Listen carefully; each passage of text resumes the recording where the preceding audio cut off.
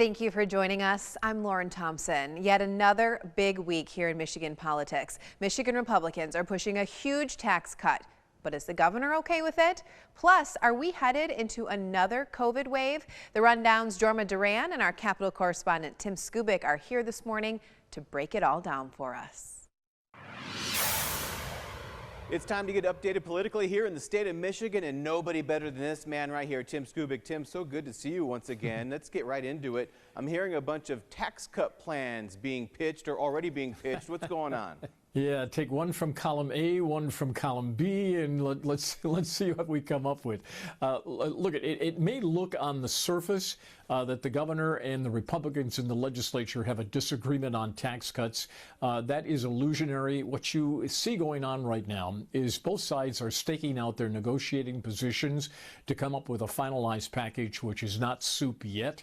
What you saw happen this week is that the Republicans popped on the governor their plan about a $2.5 to $2.7 billion tax cut, including many of the proposals that the governor wanted in the Republican plan that she vetoed. And so the Republicans said, all right, so you wanted some more additional aid for needy families, we'll give that to you.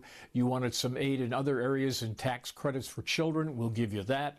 But the governor didn't like what the Republicans did. Instead, she popped on them out of nowhere an automatic $500 check that would go to taxpayers, a one-time payment, and that would be her tax rebate. But look, you're going to have a coming together eventually of these two sides to stop trying to one-up one another for political gain and to actually go in the room and negotiate. And so what you're seeing right now is basically they're in one corner, the Republicans, the governor's in the other. They're going to meet at the center of the ring, and somebody will referee all of this. And at the end of the day, you're going to get some money back. I can't tell you how much it'll be. I can't tell you when it will be, but I can tell you that in this election year, this is good as gold. They got billions of dollars in surplus money, and you're going to get part of it. Let me ask you this real quick then. When would be the deadline for these parties to come to some sort of agreement? Well, it's probably before the summer recess, if they can. There is no deadline imposed on these negotiations. They could theoretically go in the room tomorrow and take about 10 minutes to say, look, I'll give you what you want, you give me what I want, and we're done. It'll probably be a little uglier than that, but the essence of it will be they'll get there eventually.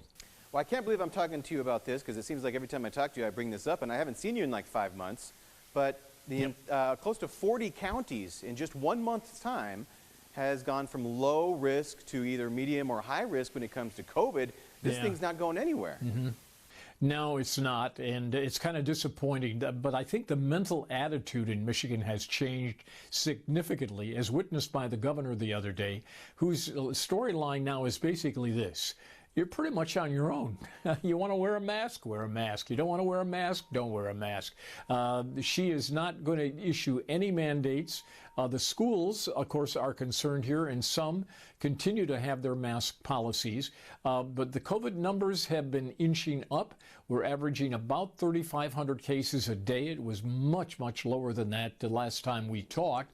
But the number that we saw this week is about 8% less than it was last week. So there's a little glimmer of hope there, but hospitalizations are also up. But none of these numbers, case-wise, hospitalizations or deaths, are anywhere near the record levels that we had during the height of the pandemic. So we're sort of in a maybe pre-surge stage where things will get worse before they get better. But we do know this for sure. COVID is here to stay. Yeah, you can say that again. Tim, it's always great to see you. Great for the thanks for the updates. Jorma, always good to work with you, and have a nice, safe weekend. Okay, buddy? Thank you both. Well, coming up next here on The Rundown, Michigan Congressman Tim Walberg is running for re-election, but this year his district has changed. We'll hear from him when the Capitol Rundown comes right back.